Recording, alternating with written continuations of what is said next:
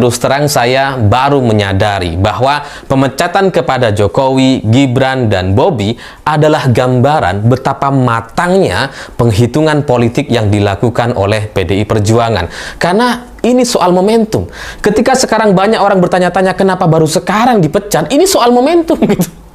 Karena kalau pemecatannya dilakukan 6 bulan yang lalu atau tahun lalu gitu ya, ketika masih sibuk-sibuknya kampanye, jangan-jangan itu justru akan merugikan PDI Perjuangan. Tapi PDI Perjuangan selama 2 tahun terakhir ini begitu sabar, begitu menahan diri sampai kemudian menunggu momentum yang pas untuk membacakan surat keputusan pemecatan kepada Jokowi dan keluarga. Karena kalau kita perhatikan dan kalau kita ingat-ingat sejak setahun yang lalu, kan banyak orang-orang meminta gitu ya untuk dipecat segera. Karena ini kan sudah berbeda pendapat. Gibran sudah jadi cawapres, terus kemudian Pak Jokowi juga sudah mendukung Prabowo dan Gibran. Ya udah pecat aja gitu. Kenapa nggak dipecat-pecat? Bahkan ada sekelompok partai sempak hitam itu yang kemudian nantangin, pecat dong. Kalau emang berbeda, pecat gitu. Kalau emang nggak butuh, pecat. Ngapain takut gitu? Ini PDI Perjuangan takut nih. Takut melakukan pemecatan. Bahkan sampai beberapa hari yang lalu, di Desember 2024 ini, itu Pak Jokowi masih begitu percaya dirinya, begitu angkuhnya mengatakan bahwa saya masih punya KTA PDI Perjuangan, dan kemudian masih menjadi bestie dari Pak FX Rudi. Jadi sampai kemarin, sampai beberapa hari yang lalu gitu ya, Pak Jokowi dengan partai sempak hitam, partai coklat, oh enggak, partai coklat enggak termasuk ya. Dengan kelompok relawan-relawannya itu masih begitu jumawa, masih merasa angkuh dan sombong sekali, seolah-olah PDI Perjuangan ini takut gitu, nggak berani untuk memecat Pak Jokowi. Seolah-olah mereka ini tak tertandingi gitu, karena meskipun sudah beda pilihan, sudah melakukan pengkhianatan dan sebagainya, tidak ada surat resminya, nggak ada SK-nya gitu. Sampai kemudian kemarin SK-nya benar-benar dibacakan oleh semua ketua DPD PDI Perjuangan di semua wilayah hadir gitu ya.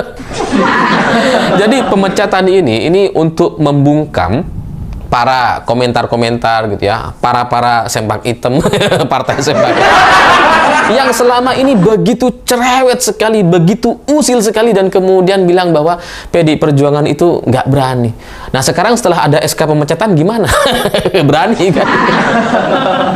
Ya ini soal momentum gitu, karena kalau Pak Jokowi, Gibran, dan Bobi dipecat 6 bulan yang lalu atau setahun yang lalu gitu ya, itu nampaknya itu bisa menjadi blunder bagi PDI Perjuangan, karena itu emang yang ditunggu-tunggu oleh kelompok mereka gitu. Makanya kemudian mereka meminta agar PDIP segera memecat, pecat dong. Tapi PDI Perjuangan begitu sabar dalam 2 tahun terakhir ini, begitu luar biasa menahan diri, meskipun sudah berkali-kali dibohongi oleh Pak Jokowi gitu ya, yang katanya Gibran nggak akan maju, ya nggak mungkin lah, baru 2 tahun jadi wali kota, masa mau jadi wakil presiden, yang bener aja. Itu sebenarnya PDI Perjuangan betul-betul ditipu oleh Jokowi dan Gibran. Mereka memainkan drama-drama Korea atau drama-drama yang sangat-sangat luar biasa liciknya untuk menipu PDI Perjuangan. Karena mereka bilang enggak ada, padahal sebenarnya dipersiapkan betul gitu. Suara PDI Perjuangan di Pileg betul-betul dihajar gitu ya, dibuat turun ya, meskipun dengan kekuatan para kader militansi, kader PDI Perjuangan di bawah itu memang sangat luar biasa. Jadinya ya meskipun dihajar, ditekan oleh partai coklat, oleh intimidasi kepada kepala daerah dan kepala desa gitu ya, tapi tetap saja PDI Perjuangan ternyata masih bisa untuk menjadi partai pemenang pemilu 2024 lalu. Meskipun suaranya turun, tapi tetap saja partai pemenang pemilu. Jadi apa yang dilakukan oleh Pak Jokowi dan keluarga dan Gibran atau Bobi gitu ya, itu sudah sangat-sangat luar biasa. Tidak hanya berbeda pilihan, tapi kemudian juga mencoba untuk mengalahkan PDI Perjuangan supaya PDI Perjuangan ini nyungsep seperti komentar-komentar para partai coklat. Bukan ya, partai sempak hitam. Soalnya mirip-mirip nih antara hitam dan coklat. Jadi Jadi segala pengkhianatan atau kemunafikan, kebohongan yang dilakukan oleh Pak Jokowi, Gibran, dan Bobi itu ternyata tidak mampu untuk membuat PDI Perjuangan menjadi partai yang turun drastis. Memang ada penurunan sangat tipis sekali, tetapi tidak bisa kemudian dikalahkan gitu ya. Masih tetap menjadi partai pemenang pemilu. Dan selama 2 tahun terakhir ini tidak hanya soal pemilu dan pileg, di pilkada juga sama gitu ya. Pak Jokowi itu kan ketika masih menjadi presiden gitu ya, ketika tahu bahwa Pramono Anung akan dicalonkan sebagai calon gubernur DKI Jakarta, itu kan Pak Jokowi ya silahkan gitu ya, mendukung gitu katanya kan, merestui, mendukung dan sebagainya. Tapi ya pada akhirnya ternyata juga kembali dikhianati, di mana Pak Jokowi akhirnya membela atau membantu Ridwan Kamil untuk menang di Pilgub Jakarta. Ya meskipun pada akhirnya kalah juga gitu ya. Tapi kan jelas pengkhianatannya itu sangat luar biasa gitu. Pramono Anung ini kurang apa ke Pak Jokowi? 20 tahun terakhir Pramono Anung ini selalu menemani Pak Jokowi. Ketika Pak Jokowi maju sebagai calon wali kota, yang tanda tangan rekomendasi waktu itu sekjennya adalah Pramono Anung. Selama 10 tahun terakhir ketika Pak Jokowi menjadi presiden, Pramono nggak kemana-mana, selalu berada di sisi Pak Jokowi. Kurang loyal apa gitu. Tapi orang yang sebegitu loyalnya terus kemudian ditipu di detik-detik terakhir. Ketika kampanye sudah tinggal beberapa hari lagi, terus kemudian setelah itu Pak Jokowi tiba-tiba menyatakan dukungan kepada Ridwan Kamil. Jadi banyak sekali yang sudah dilakukan oleh Pak Jokowi kepada PDI Perjuangan gitu ya, untuk menghancurkan PDI Perjuangan dan calon-calonnya. Nggak peduli dengan sahabat atau orang yang pernah dulu membesarkannya, yang memajukannya dari wali kota sampai presiden Indonesia, nggak peduli Pak Jokowi. Terus kemudian dilakukan upaya-upaya untuk mengalahkan semua kader-kader PDI Perjuangan di Pilkada 2024. Tapi halo teman-teman, kembali lagi bersama saya di channel ini, Salam NKRI Harga Mati. Teman-teman, dalam video ini kita telah mendengarkan sebuah edukasi yang disampaikan oleh Bung Alif Rahman. Tentunya hal ini menjadi sebuah pemahaman bagi kita dalam menilai perjalanan politik yang ada saat ini. Ya, kita melihat seorang Jokowi dalam hubungan eratnya yang begitu akrab waktu dulu bersama dengan PDI Perjuangan, tentunya ada banyak tantangan yang mereka lewati, banyak hal yang mereka lalui, sehingga bisa dikatakan 20 tahun lebih lamanya Jokowi memakai kendaraan PDI Perjuangan, karirnya makin naik dan makin rebound. Ini artinya PDI Perjuangan memberikan dampak yang baik bagi Jokowi, yang dimana dulunya Jokowi adalah hanya seorang anak tukang kayu, tetapi ketika ia masuk bergabung dalam PDI Perjuangan, meminta restu dan doa dari Bu Megawati untuk menyalonkan dirinya sebagai wali kota di Solo di kala itu, dan beliau menang dan mendapatkan suara terbanyak sehingga Bu Megawati bangga. Artinya masyarakat cinta kepada Jokowi, begitu juga dengan Bu Megawati. Tidak cukup di situ, Bu Megawati masih mempercayakan Joko Widodo menjadi seorang gubernur. Ketika beliau menjadi seorang gubernur, luar biasa. Itu dia menjadi gubernur di DKI Jakarta. DKI Jakarta adalah pusat perhatian di mata dunia, di mata negara-negara lain. Bahkan itu juga pusat pusat ibu kota negara Indonesia. Artinya Jokowi memimpin itu. Nama Jokowi mulai tenar, mulai muncul satu persatu. Bahkan seluruh masyarakat kalangan terkecil pun mengenal siapa Jokowi.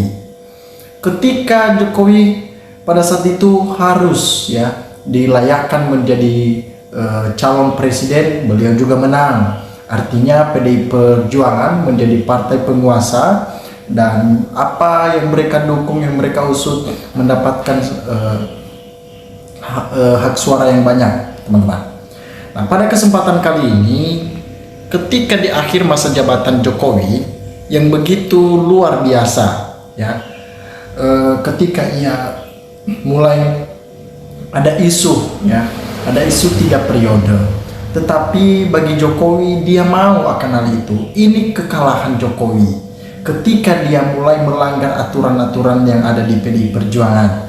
Nah, sekarang ini Jokowi karena mulai membuat suatu kejanggalan, Bu Megawati menetapkan bahwa Jokowi dipecat secara tidak hormat. Nah, artinya kita sebagai masyarakat Indonesia sudah tahu ketika ada mantan pecatan itu sangat-sangat memalukan. Ya, sulit bagi partai lain untuk menerima mantan pecatan, apalagi sekelas presiden, tetapi PDI Perjuangan berani memecat orang tersebut.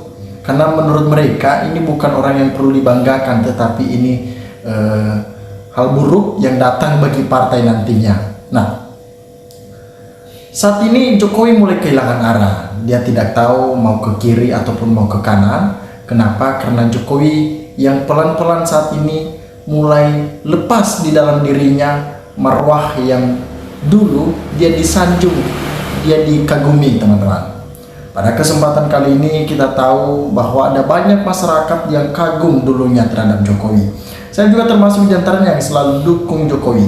Setiap ada orang yang mengumpul menghina Jokowi, kita selalu membela. Setelah tahu Jokowi merusak konstitusi, ya wajah Jokowi udah muak, jijik melihatnya.